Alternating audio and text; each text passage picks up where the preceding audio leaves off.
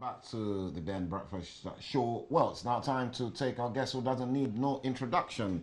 The third I think he should start presenting as well. I think so. You know what, Chinade, let's lay back and let Sonny introduce himself. Yeah, so Sonny, exactly. you want to do it? Hello, yes. It's so hard. So we have Sonny in the studio, business money manager.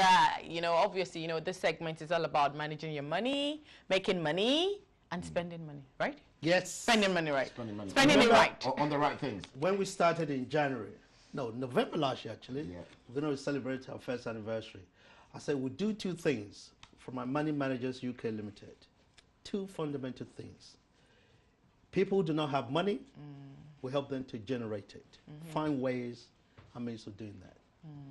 Because relying on salary alone is like you work for 30 days, you get paid for 1 day. But alongside that, we are helping people to generate their own personal income in the comfort of their own home without selling anything, without getting into any scheme, yeah, like people call the pyramid scheme. None of that, right? And the second thing is when you have the money, we help you as an organization to sustain it, sustainability. So these are people problems that we have investigated over the years. Remember what I said my dad said to me? You want to make money? He said it's easy. Look for what the needs of people are. Provide those needs. He said the money will come naturally, and that's true. So over the month, we have used this program to help so many people, even your viewers on a weekly basis. Oh, definitely. Yeah. Even I get a lot of phone calls. People say to me, oh yeah, you talked about this on Bain TV. I saw it 4 months ago. Can you imagine? Now I want to find out exactly what it is. And they're part of the program. I got one very exciting actually. I'm going to bring it to the studio. Wow. His name is Babatunde, right? He called me actually, we were in the car together when he said to me, I'd like to come and see you after 4 weeks of listening to the show. Wow. Consistently. So your viewer can even testify to that fact that we are here supporting people. It's not because they don't know what they're doing, but they don't know how to do it. How is a process? Because running a business is not an event. It's a process that involves a lot of interactive, interconnected, interrelational, processes to bring it together. Hence the reason why we're here to mentor and support other members of the public, your viewer in particular, to see how they can augment, to move away from 1 payday, working for 30 days, and get paid 1 day, into 30 to 31 payday. They work for 30 days, they got paid 31 days. I was coming to that, I know you're going to say, you're asking a very difficult question. Yes, the next question is a very difficult question for you. Okay. Because it's about, when you earn an income, you can never create wealth. So me and Tommy, we are earning our income and we want to create wealth. Yeah. So me and Tommy, should we stop earning our income? What are we going to eat? How are we going to pay our bills? Yeah, that's the fair, Yeah, to create that wealth. So how do you create wealth? Because you're working and you still need time to think of ideas of creating wealth. Maybe you might not have a 9-to-5 job. Maybe your job starts at 8 in the morning to 10 at night. When you get home, you are tired, you're knackered off, and you work 6 days a week. So the only day you get off is maybe a Sunday. You don't have that time. What can somebody do in that position? Very good, very good. Chichi, we all have this mobile phone. Just reflect back. How'd you get to work? By bus or by train? Or by car? Both. Yeah? How many people do you think you meet up on a daily basis at a bus stop? 300, oh no, at the bus stop. Okay, like 300 people, if you're going to add everybody's. Right, let's say you meet 10 people a day. Speak to one person a day. For 20 days, that's 20 people. Out of 20 people, you can convert them to actually understand the business you're running, starting with £100. Right? It's a simple formula. You remember, my business is a business about people. It's not about what I make. I go to a lot of seminars, people say, how much do you make? I say, well, I make enough. Not about me, it's about you. Right? You can't go wrong by starting a business with £100 and come up with £300, £400, 2-3 months, 5 months later, earning £300, £400, £500 a week. So it's all about seizing the opportunity, yeah, discerning the need, yeah. Remember, some time ago, I also showed you something as well. Maybe you still remember this one. Still remember this? Yes. What do I call complimentary, this? Your, oh, now Mirror, exam. Your loudspeaker. Your loudspeaker? Oh, right. When I leave you with this an card, MC, that's why. right, yeah. what happens? Sometimes you loosely left it somewhere, but all of a sudden you take it out of your pocket. Oh, then you remember suddenly, you say, oh yeah, this man was telling me, okay, let me give him a call. That's why it's called the loudspeaker, because it speaks on your behalf without you being physically present. The business card is there. You meet somebody at the bus stop, you say, yeah, this is what I do. I'm actually an investment consultant. I help people. I just came back from Croatia and Belgium. I met a guy in a hotel where I was, an English guy. Then I said to him, have you heard of the cryptocurrency? I said, I'm a consultant for cryptocurrency. How people can actually save money in crypto. He said, what is that? Then I decided to explain to him exactly what it is. Oh, how do I start that sort of business? Yeah. You can start as little as £100 today, right? That was last time before I took my flight back to England. There you go. And he lives in Bath. He said he's coming to London to come and see me, just for the sake of this. So what I'm going to say to you, alongside your 9-to-5 job, seize the opportunity. You meet with your colleagues, you meet with people, fellow passengers, people walking on the street, people walking on the park. When you go and have your lunch, whatever it is, say to people, oh, on my part-time, this is what I do.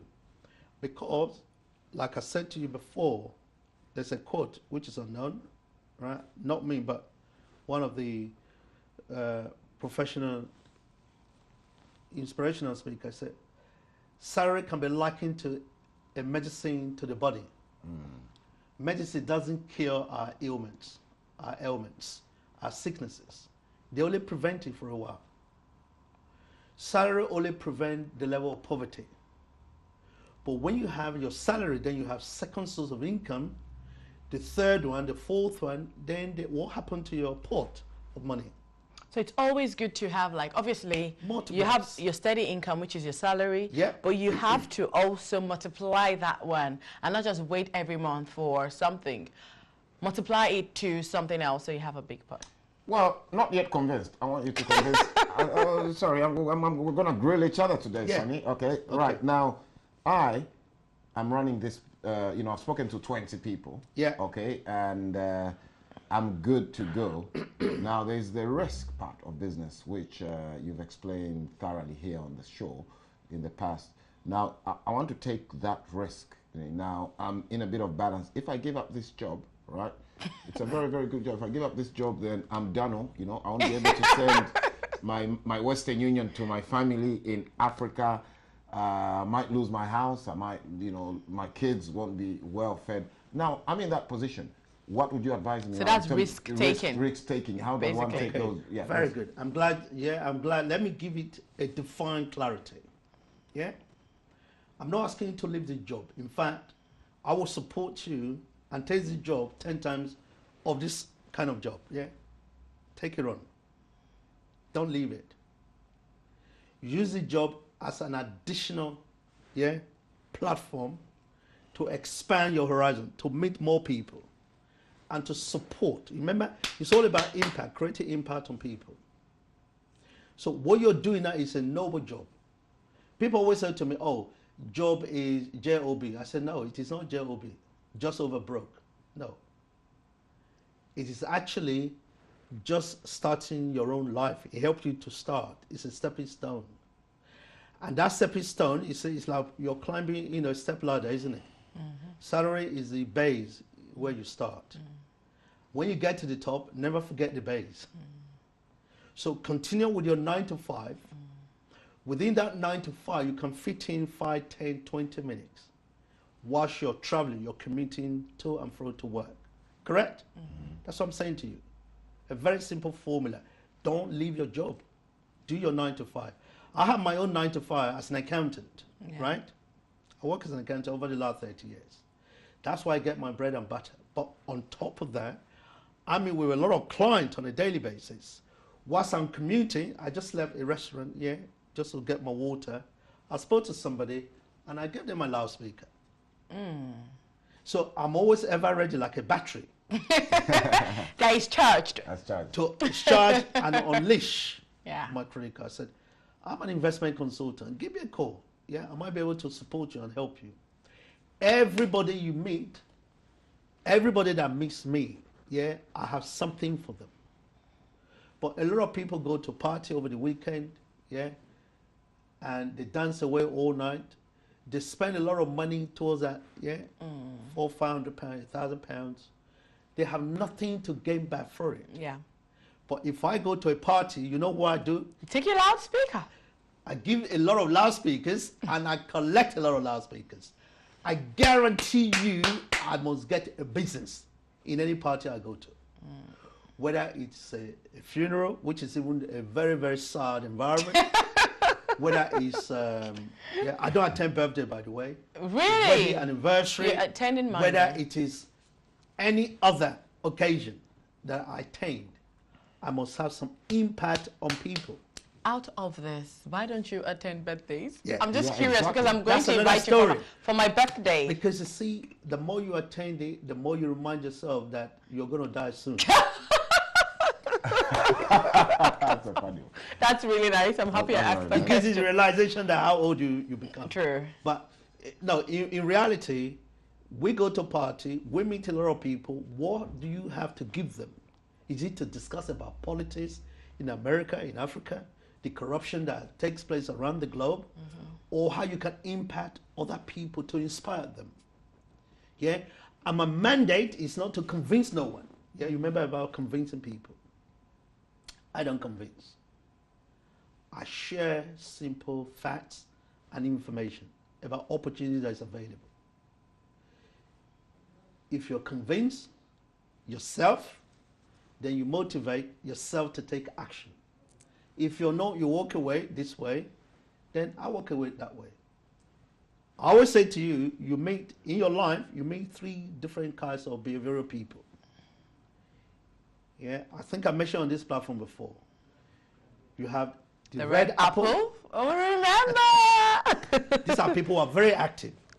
You get on with it, they're go-getters. It's like you two, right? When it comes to journalism or presenting, Wow. yeah, you guys are hot. Thank you. Yeah. And when it comes to investment, mortgages, When it comes to money, investment or money management, Red you apple. are I am hot. red hot. And I get on with it. Then the other people are people who are chirping. The green. Yeah, they're thinking about it. Okay, what do you think of this? How much risk? They start analyzing everything.